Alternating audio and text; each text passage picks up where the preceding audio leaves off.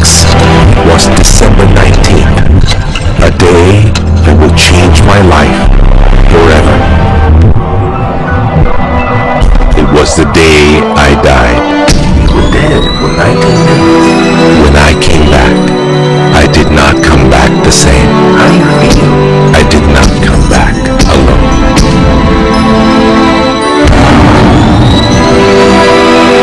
What seemed like days passed in 19 minutes, and over the course of the next few years, I began to remember the greatest mysteries revealed to me.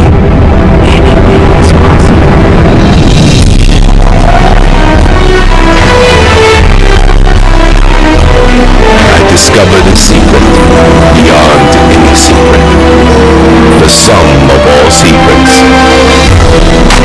I see nothing. It's out there. I don't find it. You will find nothing. It's like Solomon's gold.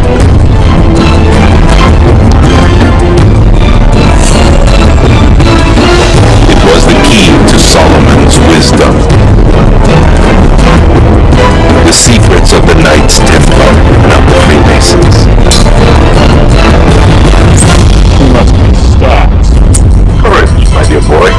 Be strong, be brave.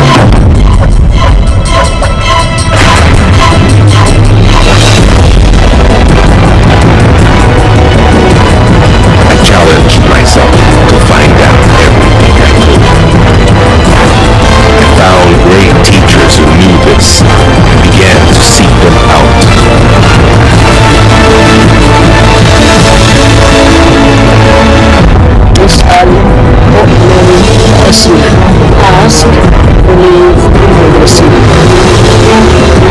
I traveled the world, and the meta secret was revealed.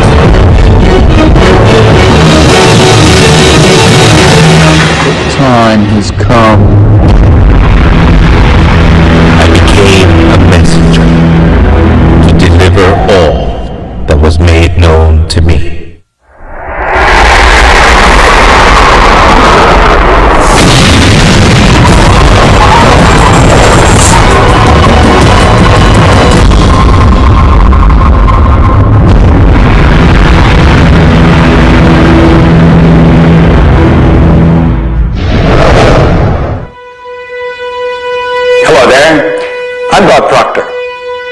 Meta is a nice word. It's a word most people don't understand. We talk about metaphysical rules, all that bad stuff. No. It's just what you can't see with these eyes. You got to see with an inner eye of understanding. Meta is beyond the physical. Do you know that 99% of our population has been programmed to let the outside world control the inside? If you want to get what you want, you let the inside world control the outside. That's what the meta secret's all about. The meta secret to wealth and abundance is doing what you love, following your passion, enjoying your life, being grateful for this moment, realizing that in fact you already have wealth and abundance. You have wealth and abundance to the level that you allow it in your life. Expand your level of openness, deservingness, and you can have more wealth and abundance right now. How do you become more wealthy? You become more grateful. Studies here in the U.S. show that grateful people earn more money and are better at innovation. So the first step to becoming more wealthy is become more grateful. Find the good in your world right now, and you'll take a first step to become more wealthy. The meta secret to wealth is knowing exactly what you want and then being willing to pay the price to get it. Most people think that wealth just comes out of having this impression in your mind that you're going to live an abundant life. And that's an important piece of it, but it's incomplete. If you look at the word attraction in the law of attraction, the last 6 letters spell action, A-C-T-I-O-N. One of my favorite words is satisfaction. We all want to have satisfaction. And again, In Latin, satis means enough. Enough action, satisfaction, enough action produces the result. You know, I've been very, very successful with the Chicken Soup for the Soul books, and everyone thinks, oh man, you were lucky, you had this great idea. And we use the law of attraction. We visualize, and we put up posters around our office that simulate a bestseller list with our name number one. We visualize bookstore windows full of Chicken Soup for the Soul books, all of which came true.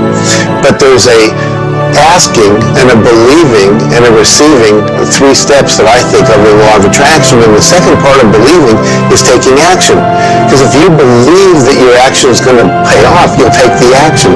So believing doesn't just mean like sitting there going, I believe I can be wealthy. It means doing the things that produce wealth. The key to abundance is to act in spite of fear, act in spite of doubt, act in spite of worry, act in spite of inconvenience, act in spite of uncertainty, act in spite of anything. If we're talking about metaphysical, we're talking about beyond the physical. So what we've got to do is go inside. We have been programmed to live from the outside in. We're letting what's going on outside of us control what's going on inside. If we're going to get into the meta side of our own personality, we've got to get away from this physical instrument we've got and move into the higher side of our own personality. And start to understand that we live simultaneously on three planes of understanding. And we work from a higher to a lower potential. If you're working with electricity, any electrician, any engineer will tell you that you have to work from a higher to a lower potential. If you go contrary to that, you're not going to get any use out of the electricity. Well, when you're working with the mind, you don't start with the physical and work up. You start with thought and work down. Thoughts are of a spiritual nature. Spirit's omnipresent. Where's thought? Thought's omnipresent. 100% omnipresent in all places at the same time. I can be underwater and think. I can be in an airplane and think. I get the pleasure of working with a couple of the astronauts that have been on the other side of the moon, and they could think. Not only could they think on the other side of the moon, they could transfer their thoughts to somebody here on Earth. It's just a form of telepathic communication. You know, it's been said that if you build it, they will come. I think if you build it and you build something with true excellence and you distinguish it in the marketplace and you come up with a selling proposition and you are aggressive in your marketing to the world, it's possible that people will come, but it's not inevitable that they will come. And sitting around passively visualizing things is not likely to get the world beating a path to your door. My meta secret about wealth ultimately is you've got to create a lot of value for a lot of people. And if you do that, you will bring a lot of wealth back to you. So by giving service and giving that which helps other people improve their lives, brings joy to them, brings service and products to them, if you do that and you keep expanding that, always be thinking about expanding your service to others. And if you do that, wealth is a foregone conclusion. First thing, quit listening to what everyone else is telling you what to do. And start paying attention to what you want to do. You see, I can look back with my memory, and I can remember going and saying, Mom, Dad, or to the teacher, I want to do so-and-so. And they'd say, now, how are you going to do that? See, what they didn't understand is I didn't know how to do it. But neither does anyone know how to do the things they want to do when they first think of it. You don't have to know how. You know, two young bicycle mechanics from Dayton, Ohio, in the United States of America, introduced us to a new kingdom. They were the first ones to fly in airplanes. The whole world believed that you couldn't do that. Anything heavier than air is attracted towards the center of the world. You can't fly. But they wanted to, and so they did. Well, clarity to me is a very different concept than I think a lot of people. The first thing I want to know is, what do you think you're trying to accomplish? The next thing I want to know is, why are you trying to accomplish it? The next thing I want to know is, if you accomplish it, what do you really think is going to happen in your life? A lot of people come to me and they say, I want to grow my business because I work a lot in the business world, the entrepreneurial world. I teach a concept, achievement concept, a concept that is predicated on taking action and implementing, called optimization. Optimization is getting the highest and the best use and result and outcome of your time, your efforts, your emotion, your life, your relationships.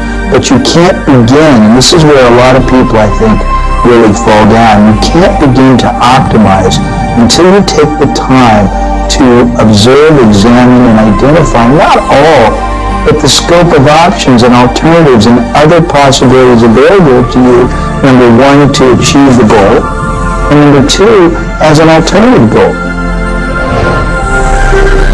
Clarity is power.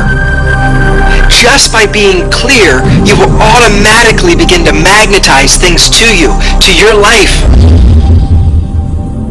The law of mentalism is about the mind. Everything that we have ever created, everything that has ever existed first in the mind. All thoughts are the beginning of all things real. All things that you can touch and feel began in the mind. So if you want to be wealthy, you've got to decide what wealth is to you. Define it. What does it mean? How much money do you have to have? For me, financial independence meant having $30 million producing income, which allows me the lifestyle I want without having to work. And so I've achieved that. But I knew exactly what I wanted because I looked at what it would cost me to live my lifestyle. Most people don't know their net worth. They don't know their income levels and what would be required to produce what they want. They say they want to own a yacht, but they don't know what a yacht costs. They don't know what it costs for the slippage fee. They don't know what it costs to maintain a yacht. So go out and create your ideal lifestyle and then figure out exactly what it would cost to live it and then set that number as the number you want to achieve. Then believe you can achieve it. Visualize it every single day. Take action when the action comes. Ask for what you want. Reject rejection. Give up any idea of failure. Just persevere until you continue on, until you produce the result you want. The law of attraction is a good starting point for thinking about how to improve your life. You want to align your thoughts and your beliefs with what you want your life to be. But the law of attraction itself, by itself, won't allow you to achieve the abundance that you need. There are certain steps that you need to take. And these steps are all incorporated in what we call the meta secret. And the meta secret isn't one solitary method or one solitary system. The meta secret is a combination of tools, methodologies, and ways to understand the world and ways to understand how we can change the world. Until I started looking at who I was and who I wanted to become, nothing changed. Because every time I would look and I would blame something else or blame somebody else or just look in a different direction that was not inside, I would get more of what I was creating. Because every time I created something, people would react to that. Every time I took an action that was blaming this or blaming that, people would react to that. And you know what? Then I would react to their reactions. And I was creating an environment that was busy instead an environment that supported wealth and abundance. If you look around, there's nothing but the abundance everywhere that you see. You see the trees growing. You see businesses happening. This is wealth. This is prosperity. This is abundance. If it's not happening for you, it's because unconsciously you have beliefs, counter-intentions, negativity that actually blocks it from coming into your life. It's actually working the law of attraction all the time, but it's happening on an unconscious level. The abundance is there. The wealth is there. But if you don't feel it, if you're not expressing it, it's because inside of you, you may feel you don't deserve it.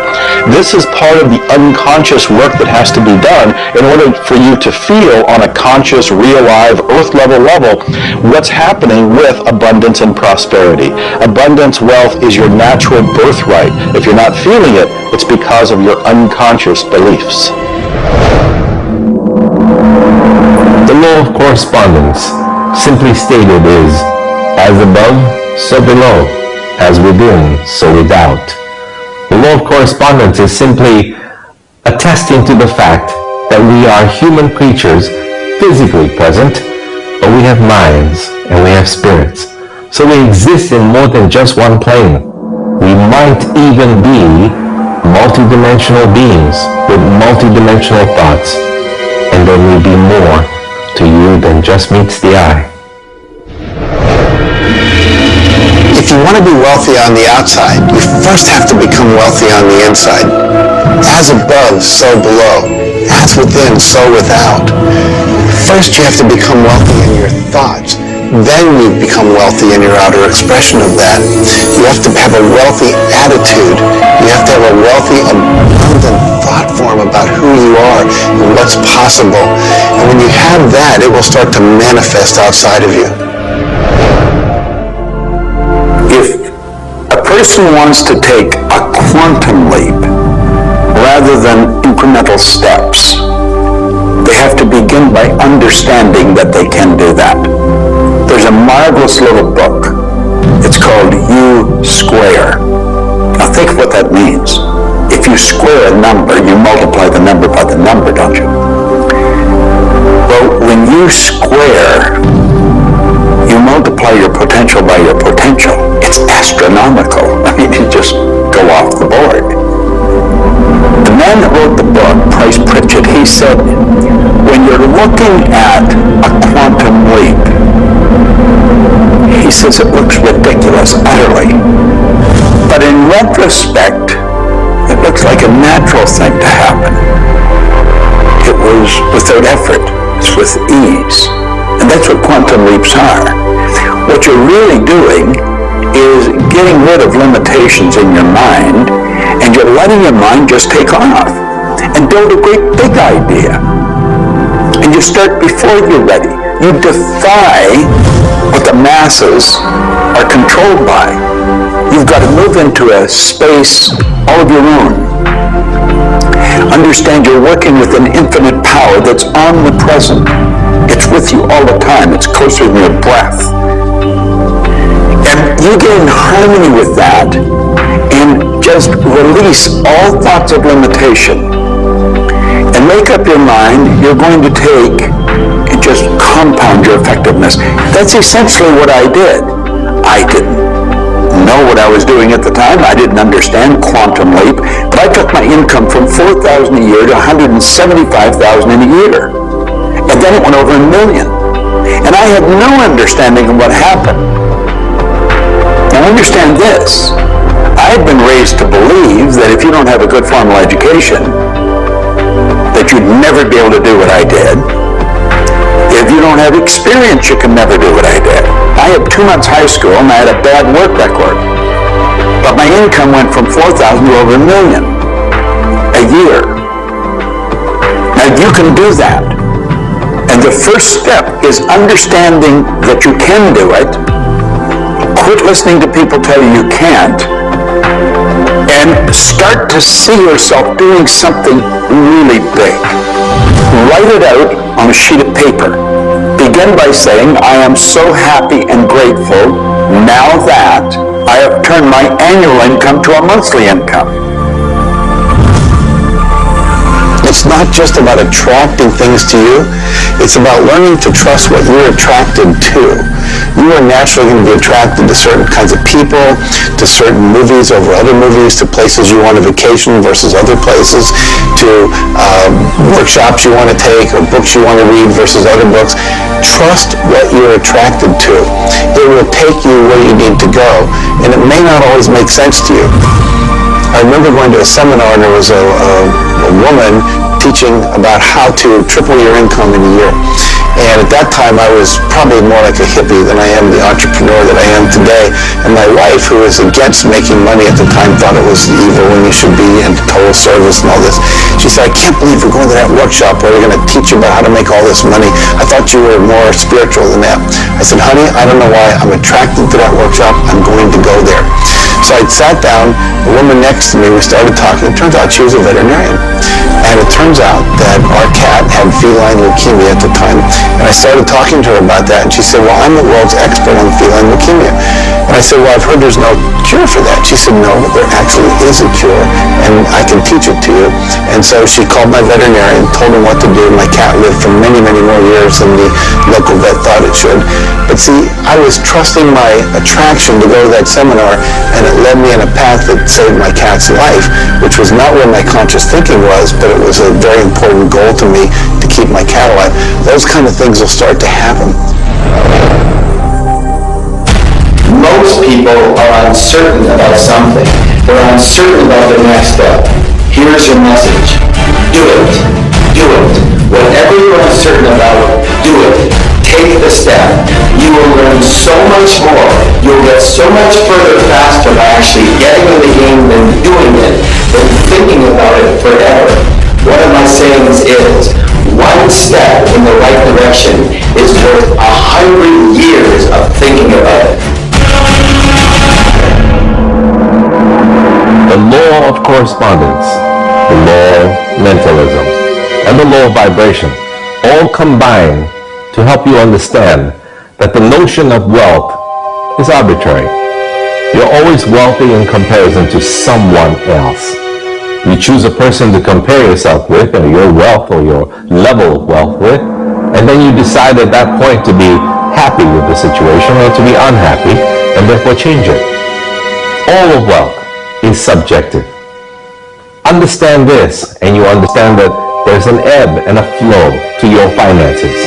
The more comfortable you are with how you interact with the world, with the value you give in the world, with the service or the product that you give the world, then you begin to realize your place in the world. And by realizing this, you participate in the abundance that is all around you at every moment and at every time. It is all yours. From the beginning, it was yours. Until the end, it will always be yours.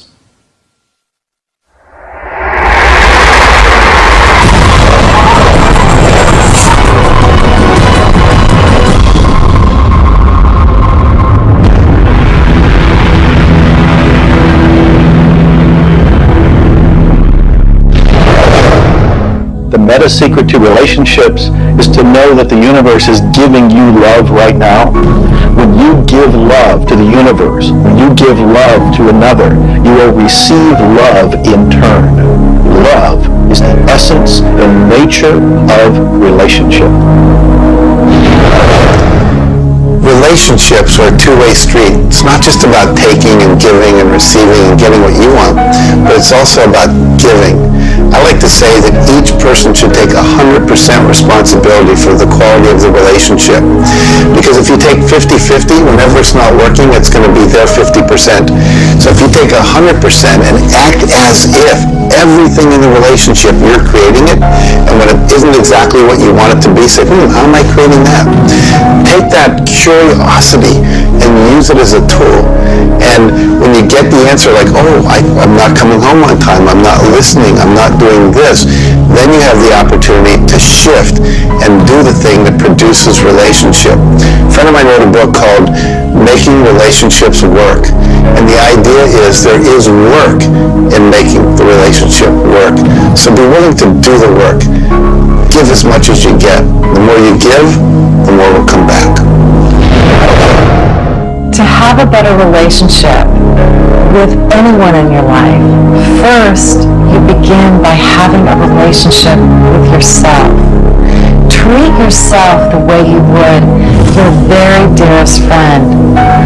Love yourself regardless of all the crazy shenanigans you pull.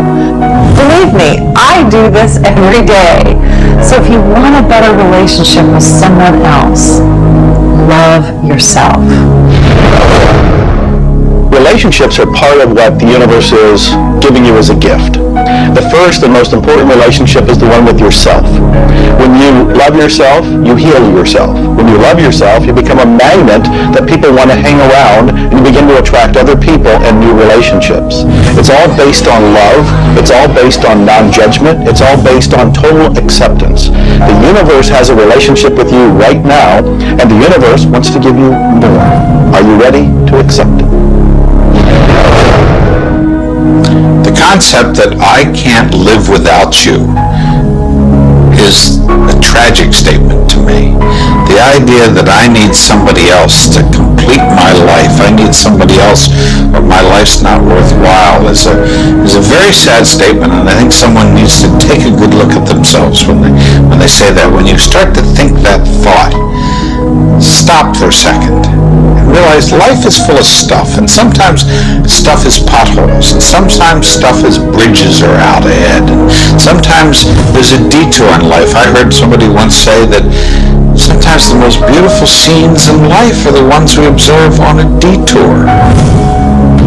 Have you ever gone on a detour and realized that your life wouldn't have been the same if you hadn't taken that twist or that turn in your life? Next time stuff happens, take a look. Maybe there's something better right around the corner. The law of cause and effect tells us that there is no such thing as coincidences. Everything that happens in this world happens because of a reason. Someone, somewhere, created a cause. It may not be something you are aware of. It may not be something we can even begin to realize or see at this level. But at some level, someone, somewhere, or a group of people, or even us, may have created it. And so as a result, we see the effect. We see the effect around us. We see the effect everywhere on this planet. Everyone asks me, Jay, how in the world can I have a better, a happier, a richer, a more joyous relationship? And it's very simple. First thing is we got to slow down enough to be externally focused. It's all about them. The more interested and externally focused you are on the other person, the more extraordinary their experience will be, and the more naturally they'll reciprocate it. The second, and you're watching me, and I've got a serious side, and you know that, but you got to get in touch with your childlike sense of curiosity, of innocence.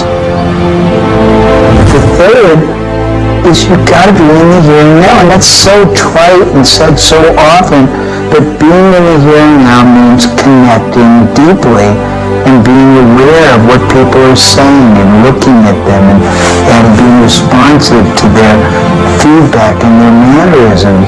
And the last thing, and the easy thing, is to, again, as I said earlier, enjoy the process. We are so busy, so stressed in our life, trying to get from one thing to another, trying to multitask, that the greatest way to have wonderful relationships is to commit, not just the time, but to being there, to connecting. For me, the meta secret to relationships is to be the person you're looking for.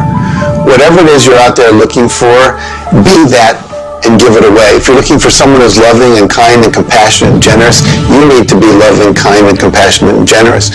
Whatever it is you want, you've got to be that and express that out into the universe. And whatever you express out is going to come back multiplied.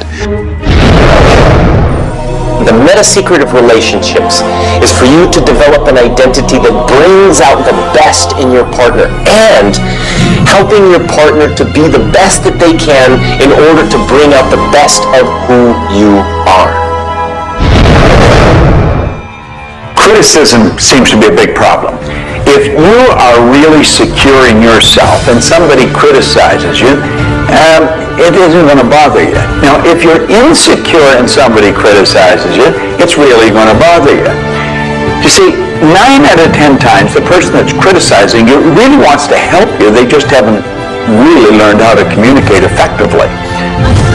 But let's not let somebody else's criticism or their way of helping us shake us. If we're solid in our own self, and we really understand ourselves, then we can handle it and it won't be any problem.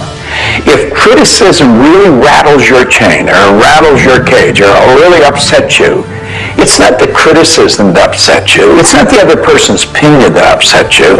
It's how you react to it. And you see, if you were really solid within yourself, you would respond to it. You'd thank them for it and say, but I really don't choose to do that. Or you'd say, well, thank you, that's probably a good idea, I'll try it. But they're not going to knock you off track. So it goes back to have a good, sound self-image, a good image of yourself. Maxwell Maltz wrote a beautiful book on that way back around 1960 called Psycho-Cybernetics. Psyche-Cybernetics. Cybernetic is the communication mechanism in our mind. It's the image that we hold of ourselves. It's like a life-governing device. Well, you've got an image of you just same as I have an image of me. And our image controls how we walk, how we talk, how we dress, how we meet and greet people. And it also controls how we handle criticism when it comes our way. And it will come your way just same as it comes to me and everybody. We want to be solid in our own belief about who we are and what we are. Let's really get to know ourselves. And then, rather than react, let's respond. It doesn't matter how they approach, whether they're diplomatic and trying to help us or whether they're trying to find fault. It won't really make any difference.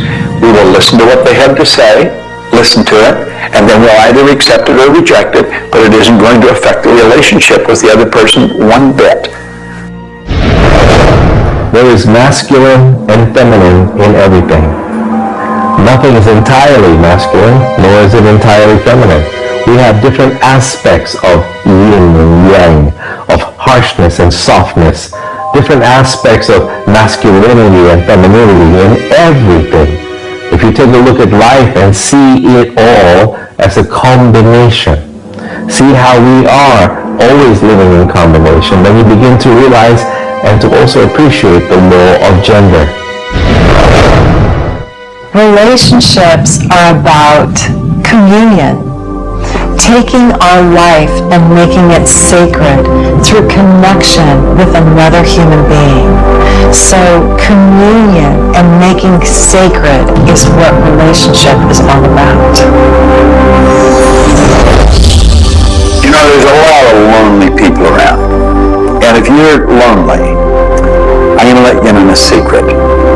You're always going to be lonely until you become friends with yourself. If you're looking for company outside of yourself, you're looking in the wrong place.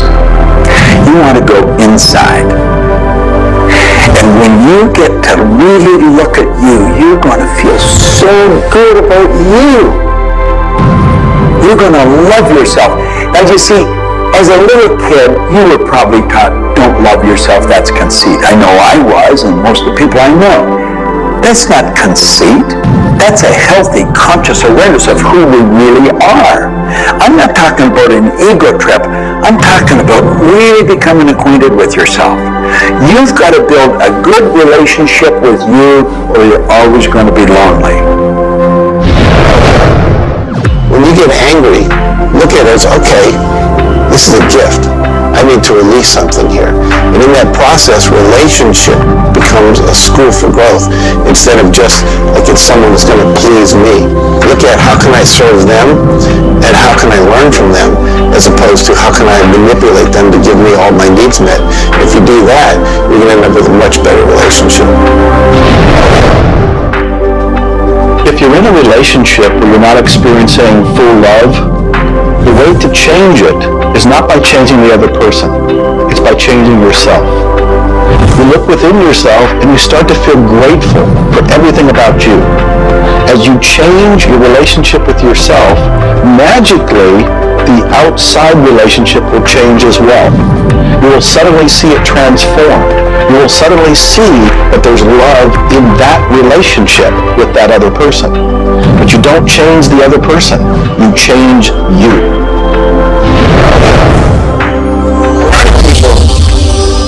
Spend valuable time in their life focusing on the past. I could probably quickly spoil your week. If I reviewed the first 26 years of my life was a mess. And you know, at the end of 26 years, imagine living for 26 years and looking at yourself, you're on the happy second book. I had a guy look at me and he told me I was one of the most miserable people he had ever met. And he was right. I was plain miserable. He said, you're always sick. I didn't have a terminal illness or anything, but I was always backache, headache or something, and I was always broke. He said, why don't you change it? Well, as long as I kept focusing on what led me to this point, which was a bad trip, I was going to create more of the same. And he said, let it go. Forgive it. If you're looking for love and not finding it, it's no doubt because of a lack of forgiveness in some area of your life. This is true for all of us. You want to look in your life, look at your past, look at all of your relationships, and ask yourself, where have I not forgiven? Myself, my parents, my siblings, my neighbors, my relatives, my business partners. Where have I not forgiven? When you go and forgive, you release the energy that allows the law of attraction to bring new love and new relationships into your life. How do you do this? You look and ask yourself, where have I not forgiven somebody? Somebody's going to come to mind. It could be you. The second thing you do is say, can I forgive them? Can I forgive myself? Whether you say yes or no, you move to the third part of this.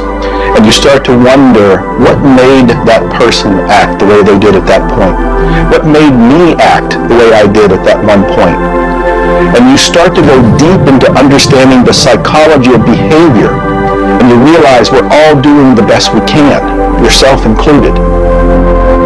At that point, when you can forgive yourself and you can forgive these other people, whoever it might be, for whatever may have occurred, when you forgive them, you release all of the energy that's been stuck psychically within your own mind and your body and your soul. And when that releases into the universe now has an open pathway to return to you new love, new relationships, new blessings. It all begins with forgiveness, and you can do that right now. When we talk about love, we're talking about the greatest word in the world. Leadership is a great word, but no word compares with love, because without love, you're dead. There's life in love. There's forgiveness in love. There's really everything. There's thankfulness in love. Now, the problem is learning where do we start, because we find sometimes in families there's no love. In marriages there's no love. But we quit looking around and we start learning. It begins with me. And when we start learning, we're not too loving ourselves. And it begins with your learning. To me, you could say you're loving, but unfortunately, you love people you like. Love has to be unconditional, loving those you don't like. Now, in my case, when my wife married me, she said she loved me. I told her I loved her. But as soon as we got married, I would say, I love you. She said, well, why don't you act like it? I say, I do act like it. She says, you have a funny way of showing it. I say, well, I love you enough to die for you. She says, try living a little. And so, I discovered, as loving as I was, I didn't fit her definition. The law of gender, the law of vibration, and the law of rhythm. All of these figure in relationships. You see, love is a dynamic. Any relationship is a dynamic. When you are actively relating, that's when it's alive. That's when it's fun. When you sit back and you start to look at the relationship, and it becomes static. It becomes a relationship to be assessed, to be looked at. But when you're relating to your partner or your spouse, amazing things happen. It's dynamic, it's moving, it's alive. And that's what all love is supposed to be, alive, and so much more fun.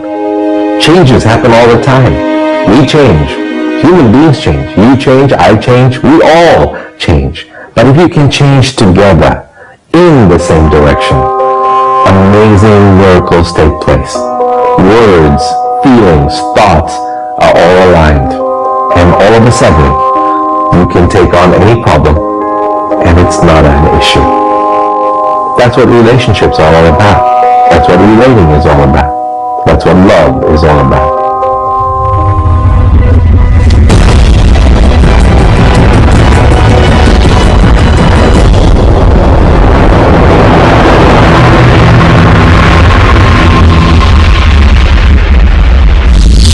初めに言葉がすなわち、クリエイターなるものはやはり言葉、振動を用いて全てを設計されたのではないかと思うんですね。そして、その、振動の、設計図は非常に緻密なもので美しい共鳴振動にあふれたものであったことでありましょう。もし、先ほどの実験でやったように、非共鳴、同士の組み合わせであるならば、それは破壊的なエネルギーとなって、命を明かし実体になります。私たちの体は最終的にクリエイターの、いろいろな、試行錯誤によってだんだんこう単純なものから、微生物だとか海の中のものとかそういうものから、小動物始まって複雑なものになっていって、最後の芸術作品として、クリエイターなるものが作られた結果、私たちは、あるというふうに思いますね。その本来の設計というものが、バランスの取れた振動の組み合わせというものが、何らかの要因によって崩れていくときに私たちはストレスを持ち病気になっているんだというふうに考えています。As you've already seen from Dr. Masaru Emoto, water makes up 85% of our body, and the thoughts we think actually create a vibration in the water that has memory. And so you have to think positive thoughts. Again, we go back to forgiveness and letting go, thinking positive thoughts, expecting to be healthy, not listening to what people tell you, not taking in beliefs. I have been out in the sun my whole life. I've never gotten skin cancer, don't intend to get skin cancer. And when stuff comes on about it, I choose not to listen to it because I know that belief would affect me. So I believe that I am a person that my spiritual connection keeps me healthy. Also, though, I work on the level of the physiology of the body, the biochemistry. It makes sense to play at that level. I eat organic food.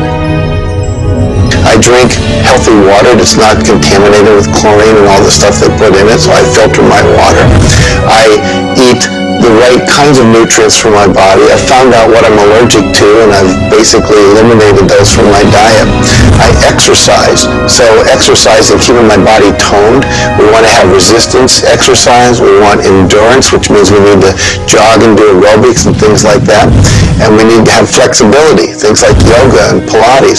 So we need a complete system to keep our body healthy. And then the detoxification, I think, is the part that most people don't do enough with. We're taking in so many toxins in the air we breathe. But if you will cleanse on a regular basis, I cleanse every Monday. I just do a cleansing diet where I just drink liquids and then I don't eat anything else, and my liver has a chance to get rid of all the toxins that are in my body. I want you to understand that you have a marvelous mind and you can do anything with it, and don't ever listen to anybody that tells you you can't. You want to start to look at yourself not as a body or as a name. Like, I'm not Bob Proctor. Bob and Proctor are just two words. You've never heard anybody phone into school and say, body's not coming today, it's sick. Never hear anyone say, hand, it's my hand, my body, my name. When But you see, there's something wonderful about you and something wonderful about me, and it's the same thing. We have a marvelous mind. We're creative beings. Talk to your body. You're not a body, you live in a body. This may sound silly because maybe nobody's ever said this to you before, but go around just repeating maybe 1,000 times to yourself, I'm not a body, I live in a body. I'm not a body, I live in a body. I'm not a body, I live in a body. Then start telling your body to relax.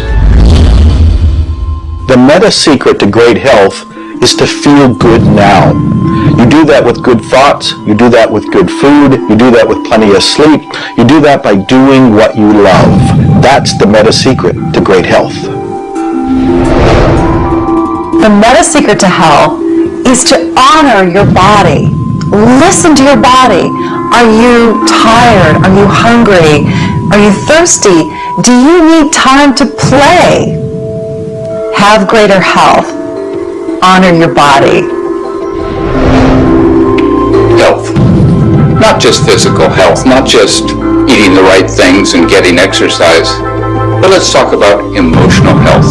This means doing what you love, loving what you do, looking forward each day, researching, helping other people, giving back. This is the meta secret to emotional health. To me, recognizing the divine component in us has a twofold effect. On the one hand, it's incredibly humbling because how many of us really live up to being godly? How many of us really maximize the God-given talents that we're given? How many of us really live lives of fulfilled potential? So on the one hand, it's kind of intimidating. But on the other hand, it's very inspiring. It's inspiring to think, I, as a human being, am capable of being godly. I'm not God. I'm not going to confuse myself with God, but I am capable of being godly. I am capable of a goodness which can resound around the world. I am capable, like God, of using language to bring things into existence. An architectural drawing is the languaging of a building into existence. A marriage contract is the languaging of a relationship into existence. Any sort of contract does that. A novel creates a world that may be more real to us than the so-called real world that we are living in. And being godly is both an obligation, which frankly I feel I fall vastly short of, but also an incredibly inspiring opportunity. And the ancient traditions, not only the one that I come from, but really all of them, teach us this. The law of rhythm is the very fabric of life itself. Rhythm is everywhere. Things are born and things die. We move into a season and we move out of a season. We go within and we go without. We change. Rhythms flow in our emotions as well. You cannot always be feeling happy. Sometimes you feel sad, you feel down, and then you'll come out of it. Whatever goes up must come down. You've heard the language. Rhythm is exactly that. And the minute you begin to realize that all of life is all about the law of rhythm, then you can flow easily in bad times and then have more fun in happy times. When you start to expect rhythms, know that if you're happy in one direction, you can also be unhappy in the other direction. The law of rhythm surrounds us, works with us, and if you master it, there's nothing you can't do.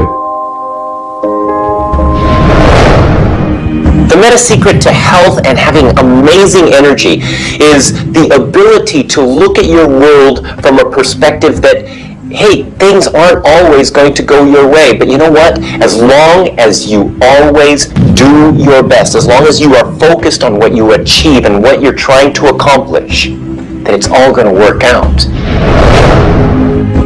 I think one of the most important keys is to recognize in life just about all the limitations that we have are self-imposed.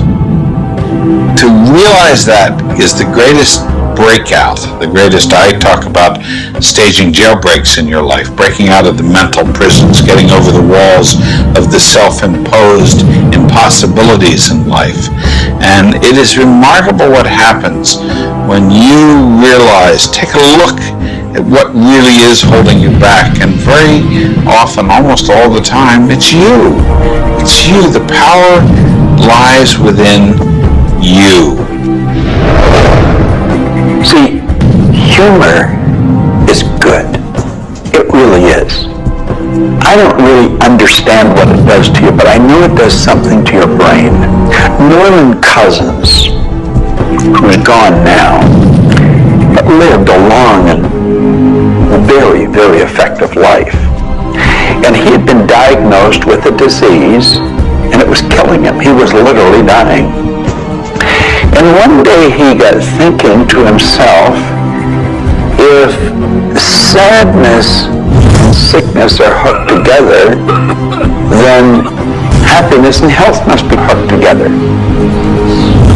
And so he had people bring in old movie films of Laurel and Hardy, and all kinds of different old actors, funny stories. And he started to play them. They made him move out of the hospital. So he rented a suite of rooms in a hotel. And he had these movies playing all the time. And he was laughing, a real belly laugh. And he got better. Now I think you know when you're laughing, you're feeling good. Start to laugh at yourself. When you make a mistake, laugh at yourself. Don't get serious with yourself. It plays a very, very important role in a healthy, relaxed life. If you want to study it further, get into some of Norman Cousins' material, and he'll explain exactly what it does to the brain that controls the vibration of the body. Start laughing a little more. Have fun. The mind can't be all it is designed to be without the body being everything it was designed to be. But we basically thwart both. You can have a great relationship. You can have a great financial situation. You can have a great family relationship. The big problem in our society, certainly in Western society, people don't exercise, 92% of people don't exercise, they don't eat, they don't eat nutritious things, they don't complement to compensate. It's very simple, and if you break it down to the little steps like eating an elephant, you'll have the most rich, satisfying, fulfilling, gratifying, liberating life, but you gotta balance it. Health is all up here. All I know is right now, I don't have a voice, I don't have good sight, I don't have a hearing, my strength is gone. However, I have never been more excited and thankful in my whole life. The law of vibration simply states that everything is in motion. Nothing stays static. At some level, even though something may appear as if it's not moving, its molecules are moving, its atoms are moving. Everything vibrates. Not just your thoughts, everything. Now I do understand that disease cannot stay in a healthy vibration. It just cannot. I also understand you cannot turn disease into health, but you can release disease and recreate health. You see, your body is changing at the rate of millions of cells every second. And it's the thought patterns that you hold in your mind that control the vibratory rate of the body. Your brain is an electronic switching station. There's all kinds of material written on thought, on attitude, and on health. And I do know this. If you're suffering from a physical disease, quit talking about it, quit thinking about it. Go to a very competent medical doctor and follow that person's advice. Because he or she will tell you what to do physically. But at the same time, instantly begin visualizing every molecule of your being in a harmony with the law of vibration. Now, I would have an affirmation that I would repeat. I am so happy and grateful now that every molecule of my being is vibrating in perfect harmony with God's laws. My body is getting healthier and stronger and more vibrant every minute of every day. And repeat that. Treat it like a mantra.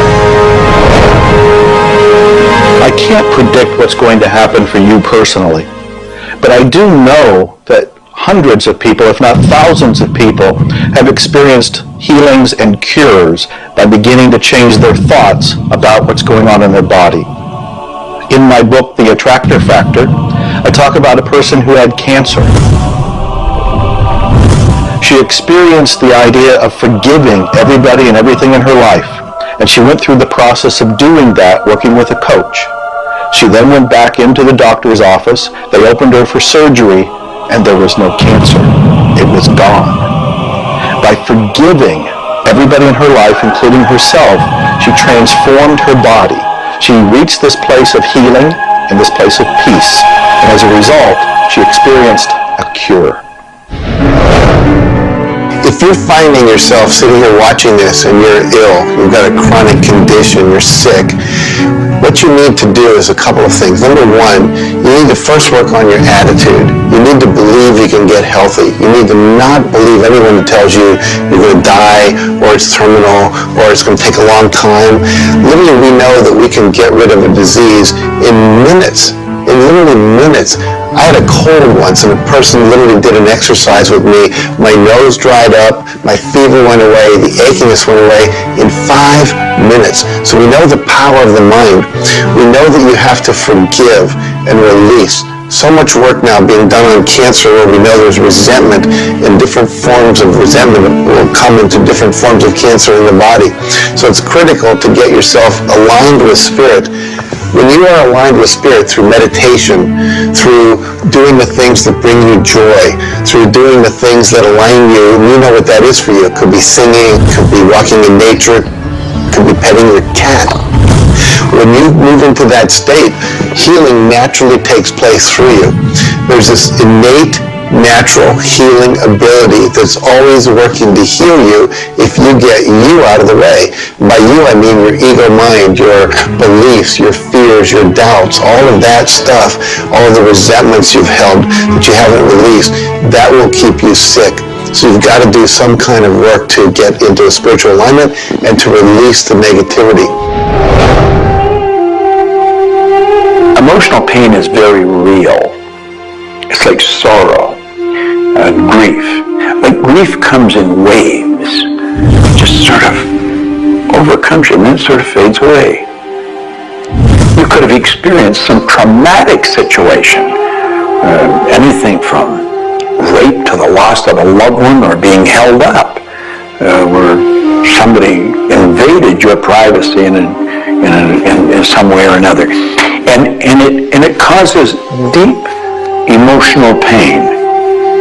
What we want to realize is that we are bringing that on ourselves. You say, well, wait a minute, you're not bringing it on yourself. No, but you're reliving the situation. We've got to separate ourselves from the incident, from the situation. We've got to realize that it's a very real part of life and attempt to separate ourselves from it and deal with it as best we can and then let it go. Otherwise, we're going to carry it with us, and we're going to keep experiencing it over and over and over again. どうやってわかるか。振動という、まずそもそもその水の結晶とは何かということになりますけどね。結晶というのは、やはり情報だと思います。で、情報というのはバイブレーションですね。で、バイブレーションのデザイン家が、雪の結晶あるいは水の氷結結晶という形になって現れてきていると思いますが、やはり我々がなんで、美しいとか醜いだとかそういうような認識能力があるのか、あるいはそれだけには全人類本当に、一緒の価値観を僕は持っていると思いますが、それはもうやはりクリエイターがそのように設計されて、いるからだと思うんですね。それが崩れちゃったらもうこれはもう本当にどうしようもないんだけど、その美醜というのが我々の美しさ、ごめんなさい、バイブレーションの健全さということにつながっていると思います。水は神が自分の意識あるいは意図をまんべんなくこの宇宙に伝えるためのキャリアとして、作られたものだと思いますね。ですから水が別の言葉で言うならば神の、要するにメッセンジャーということになると思いますね。それの形が大げさで言えば結晶という形で表されていると。で、神にとってふさわしくないなと思うような現象については水はやはり結晶的にノーはイエスという判断を示すというふうになっていると思うので、それがなぜできるのかということになってくると、これはまた僕にとっては来世の研究課題かもしれません。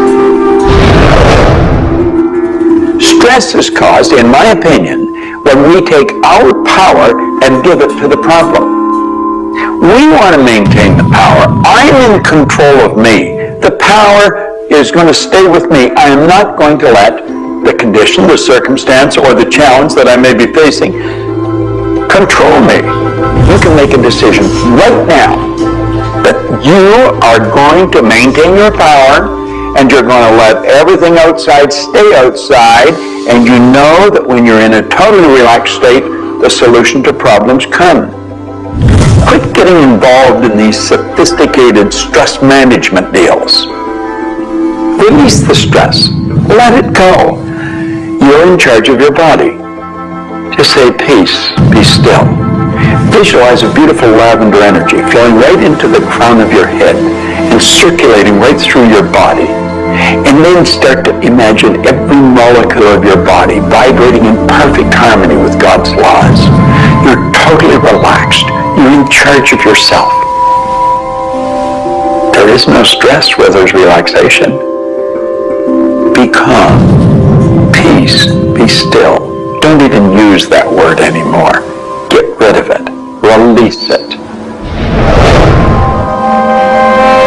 The laws of cause and effect, of rhythm and polarity, come into play when we talk about your health. Your body is an amazing symphony. Amazing miracles taking place on every part of your body. And what holds it together are fields of force that we cannot even begin to understand. Every day, your cells are renewing until you have new organs generated all the time. Your body and your cells are repairing themselves even as they remove toxins from your body. I can't help to wonder sometimes if you gave that entire symphony a wonderful environment filled with fields of happiness and radiant joy and vitality, how that growing, renewing process might work a little bit better, sort of like happy children in a playground.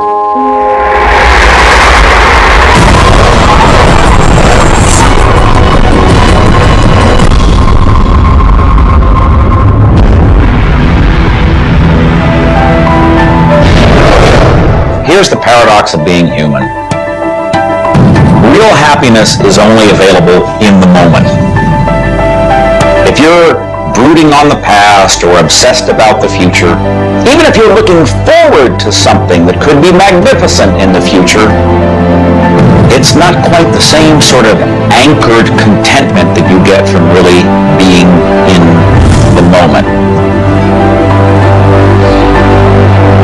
We human beings seem to be perpetually someplace else. That's kind of like one definition of the human predicament, the human condition. We are perpetually thinking about the past, the future, something to the right, something to the left, something else. I think the paradox to happiness is you do have to have dreams and aspirations, and you have to be anchored, rooted, and happy where you are. Not always easy to do, but I keep trying. Happiness is a point of view. Am I happy? Yeah, I think I am. How can somebody always be sad? Of course we're sad when we lose somebody that we love, or that when the project we're working on so long doesn't work out. Temporary sadness is a very human condition. How can we be happy? Maybe by finding things to do that make you happy. You see, if you're miserable, your mind is focused on the past. There's a method concept. Get you over any miserable concept in a heartbeat. Focus on right now. See, you're miserable because of something that happened that you didn't want to happen, or something she said, or he said, or they did. Forget it. It's in the past. Now, quit worrying about the future. Have you any idea the number of electrical charges must fly through your body for the simple object of writing your name? See, your brain is an electronic switching station, and you've got one. And you can activate brain cells. You can set up any vibration you want. If it's a negative vibration, you're going to be unhappy. If it's a positive one, you're going to be happy. Every brain cell is a positive and a negative pole. Everything that you look at is going to be impregnated into cells in your brain. Now, you're either going to look at the positive or the negative side of it. What side do you want to live in? I choose to look at the good side of the situation. Put yourself in a good vibration. Think of the blood in your body. Do you know it circulates through hundreds of miles of passageway every 33 seconds? It carries all the food in and all the garbage out. You've got more power in your little finger than you need to light up your home for the year. There's about 11 million kilowatt hours per pound of potential energy locked up in your body. And you're probably saying, I haven't got any energy. That's because you're miserable. Get out of it. Get over it. Focus on now. One of the most important things you need to do in your life is discover your life purpose. I believe that everybody is born with an individual and unique purpose. And when you are doing your life purpose, when you're living it, expressing it, fulfilling it, you're happy. And so many people have talked about joy being your guidance system, that when you're off purpose, you're not happy, you're not joyful. And so this joy, this inner experience of happiness and joy is a way of saying, oh, I'm on course, I'm doing the things I'm supposed to do. Stephen Covey said, you don't want to get to the end of life and get to the top of the ladder and find out the ladder was leaning against the wrong building. We can be very, very successful. We see people with all the cars and the toys and the money and the society recognition and so forth, but they're not happy because they're not fulfilling their purpose. Think about it like this. A rose has to be a rose. A chrysanthemum has to be a chrysanthemum. A geranium has to be a geranium. And yet we as people have been given choice. The choice to pursue any number of things and do whatever we want to do. But unfortunately, most of us have been talked out of our purpose. If you want to be happy, come back into this moment and do what you love in this moment. You should absolutely work toward improving your life, improving the world, improving your relationships, improving your finances. Every sort of conceivable improvement at a micro or macro level should indeed be your agenda. But if you are not happy with things the way they are, then your happiness is perpetually on hold pending a condition that doesn't exist yet. If you do that, you will never be happy. You have to realize that the point of power in your life is in this moment. People think about the future and they throw their power into the future. There is no future. When it gets here, it's called now. It's called this moment. People think about the past and they throw their power into the past. But there is no past. It's gone. When you think about the past, you think about it in this moment. This moment is all there is. And you can be happy in this moment. When you are, everything is taken care of. All is well. Happiness and achieving happiness is a process. It's not something you achieve right now and you're done and you have your happiness. It's something that you're constantly attaining and re-attaining through life. And the way to do that is to really understand what brings contentment in your life and to achieve that. And one of the key things to remember in terms of happiness is that part of this process is sharing happiness with other people. The more we share happiness and the more we teach other people how to bring happiness and fulfillment in their life, the more we'll be happy and fulfilled. So continue with your journey of greater fulfillment and you'll have more happiness in your life. The law of polarity is about dualism. Everything exists in relation to something else. There is no person that's entirely good. There is no person that's entirely bad. There is no entirely hot or entirely cold. It's always hot in relation to something else that's colder. It's always colder in relation to something else that is hotter. We move in directions as opposed to moving in a static field. We always move from one place to another, from one thing that's more pleasant to something that's less pleasant, or something that's unpleasant to something that's more pleasant. There is a movement, and this movement exists because of polarity. Happiness is what you want, and happiness you can have right now. Why aren't you feeling happy? Why isn't anybody feeling happy? Because psychologically they use unhappiness as a motivator. They think by being unhappy, angry, desperate, frustrated, whatever the feeling might be that's not happiness, that it will whip them forward. It'll make them take action. And it's something that actually shoots themselves in the foot. Because when you are happy now, which is available to you right now, you know what your choices are. You can see what your decisions are to be, and you can more clearly decide on what to do next. It comes into really understanding something about ourselves. We should start at a very early age, and we should ask ourselves, who am I? You know, what really makes me tick? And get to know ourselves. We're in a hurry to get a car, or build a business, or buy a house. We should introduce ourselves to ourselves. School hasn't done it. Our parents aren't doing it.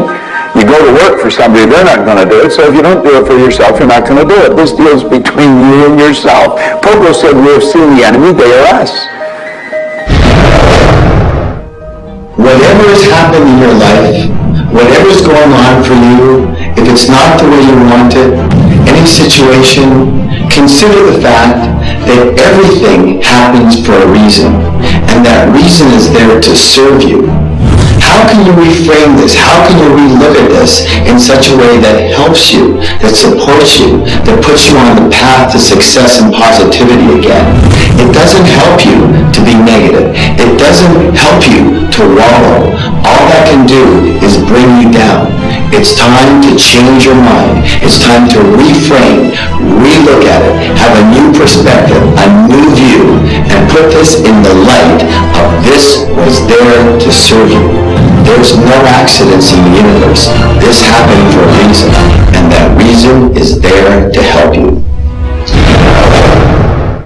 We grew up with the idea rich people aren't happy. Well, I know rich people that are laughing. They're very happy. And of course, I know people that are very wealthy and are very unhappy. I remember old Nightingale one time saying, since it doesn't make any difference whether you're rich or not, if you're happy or not, you might as well be wealthy. And then if you're miserable, you can at least be miserable in comfort. We've got to understand that all the money in the world is available to us, but we have to earn it. Now, that does not mean we should work. This is where the meta secret really comes into play. Working happens to be the very worst way to earn money. We should work for satisfaction. People should go to work at what they love doing. When we think of work, what we're really talking about is how we spend our days. Work has probably a bad energy attached to it. We should spend our days doing what we absolutely love to do. When it comes to the fear of failure, you look at your life and you ask, if I pursue my dream, my passion, my love, and it doesn't work out, will I still be okay? Can I still love myself? Will life still go on? When you realize that the answer is yes, you remove the fear of failure. When you remove the fear of failure, you have energy to go forward and actually make it a success. Well, what about the fear of success? When you are successful, you can make a difference in the world. If you really want the world to be a happy, prosperous place, contribute a happy, prosperous person to it. You. The meta secret to happiness is that there is perfection in imperfection. That when we accept our environment for what it is and the people around us for who they are, we can make a big difference. Happiness. What makes you happy? Everyone is not the same. For me, it's research. I love researching and writing and putting multimedia programs together. And this allows me to do something else that I love, traveling the world. I travel more than 6,000 miles, that's 9,000 kilometers, every week. I've been to more than 52 countries. I board an airplane every 2.5 days. I've been around the world more than 16 times in just a couple of years. I enjoy that. Meeting new people, meeting new audiences, helping people. What makes you happy? That's what makes me happy. A key component to lift yourself out of depression is human connection. Go connect with another human being. Another powerful tool is movement. And a third is laughter. Go play and have some fun and watch your spirits begin to lift. The meta secret of life is to realize that the journey is the thing. I believe the first thing a person should do is establish a purpose. Why are you even here? Why do you get out of bed in the morning? Why are you living? I honestly believe every one of us are hardwired to do something. So how do you decide on your purpose? You decide on it by asking yourself, what do I really love doing? So you have your purpose. This is what you're going to do with the rest of your life. And then you build a vision. Then your goal is taking a bite out of that vision. Now, when you do that properly, you're going to love what you do. When you wake up in the morning, you can't wait to get going, and you're going to be doing it until you go to bed at night. Therefore, all of your day, all of your hours are filled doing with what you love to do. That's called living. Everything else is dying. See, there's a basic law of life. It says create or disintegrate. You're growing or dying. Find out what you love, dedicate your life to it. Most of us, when we approach happiness, are looking for someone out there to make us happy, some event to occur, and then we'll be happy. If I get to the retirement stage, if I get my car, if my wife is nice to me, if my son comes home on time, then I'll be happy. The truth is, happiness is an inside job. It's a choice. When I have an expectation on how someone else should be, I've given my power over to them. What I want to do is simply learn how to create joy and happiness inside myself. And we can do that in numerous ways, by doing the things we love, by focusing on the good qualities in ourselves, by choosing to focus on the good qualities in others instead of being judgmental. Once we realize that happiness is an inside job, and I get to be as happy as I choose to be, not as happy as other people make me, the reality is I can move into a state of pretty much constant joy and bliss. Stuff happens. Life happens. And then you get to choose. Look, you have a mission to do. You have to find meaning in your life, and you have to share it with others. There's a whole world out there that is suffering, that is in survival. They are grieving and they are hurting. You and I can make a difference. You begin right now by looking at your life, no matter what's going on in your life right now, and you find the good in it, the positive in it, the growth-oriented reasons for whatever it happens to be. You find the good in it, and whatever is happening, you turn it into something positive. You turn it into something good, and you go and share it with the world. You will become an inspiration to others. People model other people's behavior, and that's how the world changes. You be that inspiration for success. You be the model for change. You be that person that has meaning in their life, and you will give meaning to yourself and others. It all begins with you.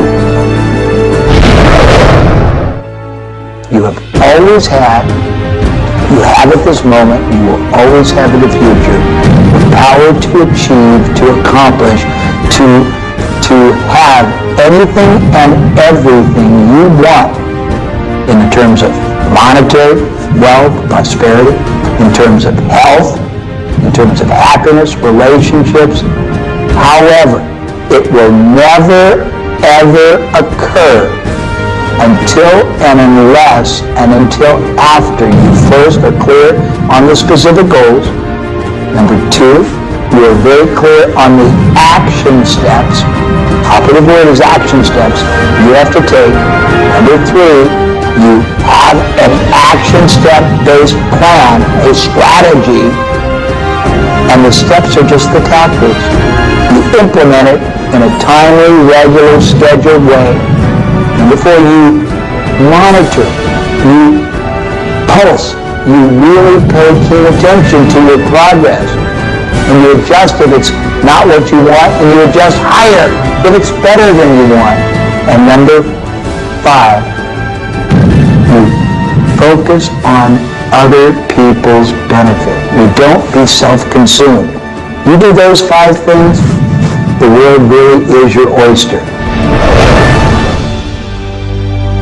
You know, you find people that are quite comfortable with what's termed uncertainty. The truth is there isn't any uncertainty. There's only the law. And the law decrees that everything happens the way it's supposed to happen.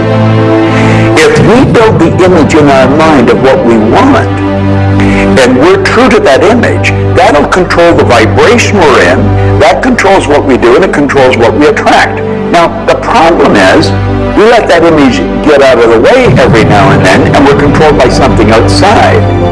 And that takes us off track. We've got to correct it and come back on track. But a person that has direction in their life, there's no uncertainty. There's only good stuff coming. It's stuff that's going to cause the image in our mind to move into form. And so we wake up every day wondering what part of it's going to show up today and where's it coming from and who's going to deliver it. Every day holds something really good for us. Alfred Adler, the great psychologist, said, "I am grateful to the idea that has used me." I love that. Get a big idea and understand that you're going to see it move into form, and that's just as certain as the night following the day, because that's governed by law too. The laws of correspondence, of vibration, polarity, and rhythm come into play when you talk about the meaning of life and happiness. We make our happiness dependent on what other people can do for us instead of what we can do for ourselves. You know, there's a concept they don't teach you in school. It's called enough. Sometimes what is enough for one person may not be that way for somebody else, and you want more. And when you want more, you're setting yourself up for disappointment, because not always will you get more. Sometimes you do, but it's not all the time. I don't know who told us on this planet that everything is going to go our way. Sometimes things will go your way, sometimes they won't. We've got to learn to accept this. That's the rhythm and the flow of life. All of life is filled with possibilities, and when you see possibilities, well, it allows allows you to accept failures as not final. Failures are learning lessons. The American Indians, the Hopi Indians in the Southwest, well, they have a belief. Every day they wake up and pray to the Great Spirit, and they say, "Oh, Great Spirit, allow us today, this day, to make 20 mistakes." You see, they believe that by making mistakes, by failing, you actually learn more. You add to this wonderful fountain of wisdom that is called you over a period of time. And if you don't fail, they say, you don't learn anything. So how many times have you failed? I know I have failed a lot. But over the course of the years, I also knew something that was different. And that was that I was responsible for my own happiness. I knew that there was laughter everywhere, but I also knew that if I wanted to participate, that laughter has to come from inside, not from outside. And that's the nature of spirit, and that's the nature of who you are, and that's the meta secret to everything possible.